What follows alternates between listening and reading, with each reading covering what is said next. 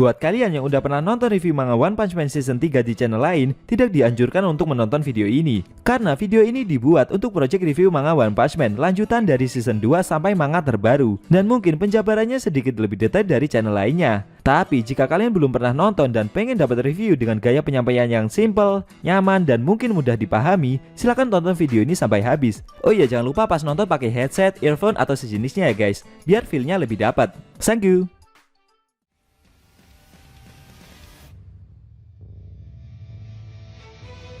Hai guys, selamat datang di channel Endesu. Fancy butak berjubah bisa merapat, karena di video kali ini kita akan membahas lanjutan cerita One Punch Man setelah pahlawan Pigot yang terluka dan mau dimakan oleh monster Gums.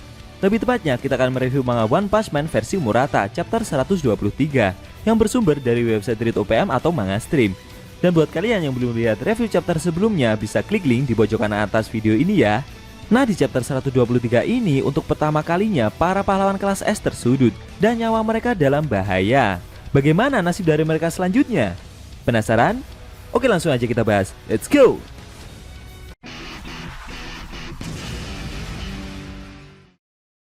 Di awal scene kita diperlihatkan para pahlawan kelas S yang satu persatu dikalahkan oleh eksekutif asosiasi monster. Mulai dari Pigot, sang pahlawan kelas S peringkat 10 yang sudah dalam keadaan terluka parah dan mau dimakan oleh monster Gum. Berikutnya ada Atomic Samurai, sang pahlawan kelas S peringkat 4 yang telah dikalahkan oleh para pasukan Black Sperm. Bahkan Atomic Samurai sampai tidak bisa bergerak karena terlalu banyak menerima serangan yang dilancarkan si monster. Selanjutnya ada pahlawan kelas S peringkat 8 yaitu Zombie Man yang mengalami luka bakar yang amat sangat parah. Setelah menerima serangan dari Homeless Emperor, si monster yang bersiap menyerang Zombie Man itu bertanya, apakah pahlawan kelas S itu sudah tidak bisa meregenerasi tubuhnya lagi? Di sisi lain ada pahlawan kelas S peringkat kelima yaitu bocah jenius kita Child Emperor yang sedang ditelan oleh monster cairan hidup Evil Natural Water. Meski sedang tersudut, pahlawan jenius kita satu ini berusaha berpikir keras dan mencari cara agar bisa membalikkan keadaan. Sedangkan dia sendiri sudah hampir menggunakan semua senjata yang ada di dalam tasnya. Lalu ada pahlawan kelas S peringkat 17 yaitu Buri-Buri Prisoner yang mencoba bangkit setelah diajar oleh Garou. Dalam benaknya, pahlawan flamboyan itu mencoba meyakinkan dirinya untuk tetap percaya dengan kekuatan cinta. Serta dengan kekuatan imajinasi, dia harusnya juga masih kuat untuk berjalan. Setelah itu ada pahlawan kelas A peringkat pertama yaitu Amaimas yang berteriak ketakutan melihat wajah dari monster Father Ugly yang sangat jelek itu. Saking ketakutannya bahkan membuat Amaimas sampai mimisan guys. Berikutnya diperlihatkan ketiga murid Atomic Samurai, Bushidrill, Okametachi, dan Iayan yang tergeletak tidak berdaya setelah menghadapi monster Evil Natural Water. Bahkan Bushidrill dan Okametachi sampai pingsan. Hanya Iayan saja yang masih sadarkan diri. Namun dia juga tidak bisa membantu Child Emperor yang sedang terpojok itu. Para pahlawan kelas atas memang memiliki kemampuan yang sangat luar biasa, apalagi di dalam jajaran para pahlawan yang ada di asosiasi pahlawan. Namun pada hari ini asosiasi pahlawan untuk pertama kalinya menghadapi sekelompok monster yang sesungguhnya. Kali ini mereka harus bersiap-siap untuk menghadapi kematian yang ada di depan mereka. Bagi para pahlawan yang telah mendapatkan kekuatan melebihi manusia biasa, harusnya itu bukanlah takdir yang harus mereka hadapi. Namun untuk hari ini mereka tidak siap untuk mati. Dalam pikiran mereka, ketakutan yang telah lama mereka lupakan mulai muncul kembali. Pada kenyataannya, hal itu bukan pertama kalinya umat manusia melakukan kontak dengan ancaman sebesar ini. Tapi selama si botak berjubah tetap tidak peduli dan tidak mau menceritakan aktivitas tempurnya selama ini, maka selamanya akan tetap tidak ada yang tahu seberapa hebat dia dan jasa-jasa apa saja yang sudah dia perbuat. Dalam asosiasi pahlawan ada juga seseorang di antara para staf elit yang mengharapkan monster yang sangat kuat yang bisa membuat para pahlawan kelas S tersandung, yaitu staf Shichi. Namun tetap saja, alasan mengapa dia begitu percaya diri dengan kekuatan tempur tim penyerang adalah karena keikutsertaan pahlawan kelas S peringkat 2 yaitu Tatsumaki. Bahkan di saat seperti ini pun, Tatsumaki malah dengan mudahnya mengalahkan penasehat milik asosiasi monster sendirian. Dalam sikap frontal, dia adalah makhluk yang tidak bisa diharapkan di dunia ini untuk dikalahkan. Daripada dibandingkan dengan Blast, sang pahlawan kelas S peringkat pertama yang tidak sembarangan berdiri di tengah panggung, karena dia diperlakukan sebagai senjata terakhir milik asosiasi pahlawan. Kali ini diperlihatkan Tatsumaki yang berhasil mengalahkan Gyuro-Gyuro dan telah mengangkat jasad yang berada di dalam tubuh si monster. Tatsumaki tidak menyangka jika tubuh asli yang berada di dalam tubuh Gyoru-Gyoru hanyalah bongkahan daging saja. Dia juga menyadari jika teriakan yang dilakukan si monster beberapa waktu lalu saat disiksa cuma acting dan semuanya hanyalah akal-akalan Gyoru-Gyoru agar tidak terlihat sekarat saja. Jauh dari lokasi pertempuran itu ada seseorang yang ternyata adalah dalang di balik terbentuknya asosiasi monster, serta orang yang menggerakkan Gyoru-Gyoru dari belakang. Dia merasakan jika boneka daging yang dia masukkan untuk menggerakkan Gyoru-Gyoru juga dikeluarkan oleh Tatsumaki. Orang itu merasa beruntung karena dia tidak mengendalikan tubuh Gyoru-Gyoru secara langsung. Orang itu menyadari jika kemampuan yang dimiliki Tatsumaki patut ditakuti, bahkan oleh adik kandungnya sekalipun. Pahlawan kelas S lainnya masih bisa dikalahkan dengan kombinasi monster yang tepat.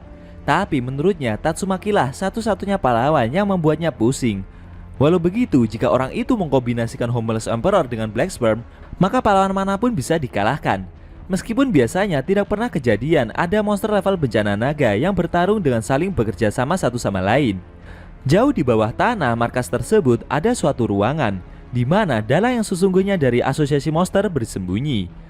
Rencananya, setelah para eksekutif mengalahkan masing-masing pahlawan yang ditargetkan, orang itu akan mengirim telepati untuk mengepung Tatsumaki dan mengalahkannya.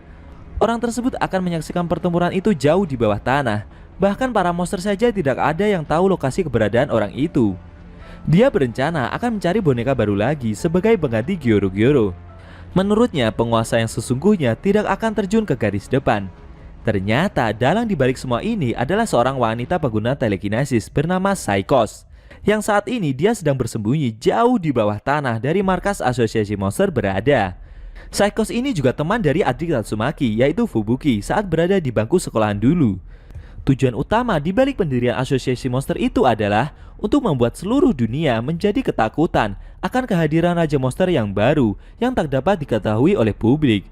Menurut Saikos, dengan begitu dia akan dikenal sebagai seorang revolusioner di dunia ini selamanya. Dan oleh sebab itulah langkah selanjutnya adalah dia harus membunuh Tatsumaki. Selang beberapa detik kemudian, secara ajaib pahlawan kelas S peringkat 2 kita satu ini bisa merasakan keberadaan Saikos yang sebagai dalang di balik boneka monster Gyoru-Gyoru itu, guys. Sambil menuju ke arah bawah, Tatsumaki juga menemukan lokasi di mana tepatnya Saikos bersembunyi. Saikos yang melihat itu dari kejauhan terkejut dan tidak percaya jika keberadaannya telah ditemukan oleh Tatsumaki, karena saat ini posisinya berada 1500 meter di bawah permukaan kota Z. Telepatinya saja yang sampai ke atas itu berkat adanya perantara berupa bola-bola mata yang ditempatkan di setiap titik lantai, dan hal itu terasa mustahil jika bisa diketahui oleh seseorang dengan mudah. Namun setelah itu, Saikos merasa jika Tatsumaki melihatnya dari atas dan seketika membuatnya langsung berkeringat ketakutan. Ternyata pahlawan kelas S itu bisa menemukan keberadaan Saikos karena dia merasakan sisa-sisa pancaran telepati dari tubuh boneka Gyoru-Gyoru sebelumnya. Setelah itu, dengan telekinesisnya, Tatsumaki menarik Saikos dari persembunyian. Saking besarnya tarikan psikis itu bahkan membuat area di sekitar Tatsumaki menjadi bergetar hebat. Seketika, Saikos yang berada jauh di bawah tanah tubuhnya menjadi kaku dan dia kesulitan untuk menggerakkan tubuhnya sendiri. Dengan telepatinya, Saikos meminta bantuan dari para eksekutif asosiasi monster. Tujuannya untuk mengalihkan perhatian dari Tatsumaki agar dia bisa kabur. Namun sayangnya saat itu semua eksekutif sedang sibuk mengalahkan para pahlawan yang tersisa. Saikos teringat dengan anjing Rover karena sebelumnya dia belum memberikan instruksi kepada eksekutif tersebut. Menurutnya cuma si anjing saja yang bisa diandalkan dalam situasi seperti sekarang ini. Setelah itu, Saikos melakukan telepati dengan tenaga penuh untuk menghubungi anjing Rover dan memerintahkannya untuk menyerang Tatsumaki. Namun secara tak terduga, di saat yang bersamaan ternyata anjing Rover juga sedang berhadapan dengan Bang, Bom, dan Fubuki. Si anjing melancarkan semburan laser besarnya ke arah ketiga pahlawan itu. Dengan barrier telekinesisnya, Fubuki mencoba menahan serangan tersebut. Namun saking besarnya serangan yang dilancarkan anjing Rover bahkan membuat Fubuki, Bang, dan Bom sampai terlempar ke belakang. Besarnya tembakan yang dilancarkan anjing Rover membuat seluruh area di sekitarnya menjadi hancur berkeping-keping. Mampukah Fubuki bersama Bang dan Bom mengalahkan anjing tersebut yang notabene adalah salah satu eksekutif dari asosiasi monster? Dan mungkinkah anjing Rover menuruti perintah dari Saikos untuk segera menyerang Tatsumaki? Mengingat kondisinya sekarang ini juga sedang berhadapan dengan 3 pahlawan lain. Sayang sekali, scene cerita manga One Punch Man versi Murata chapter 123 telah berakhir.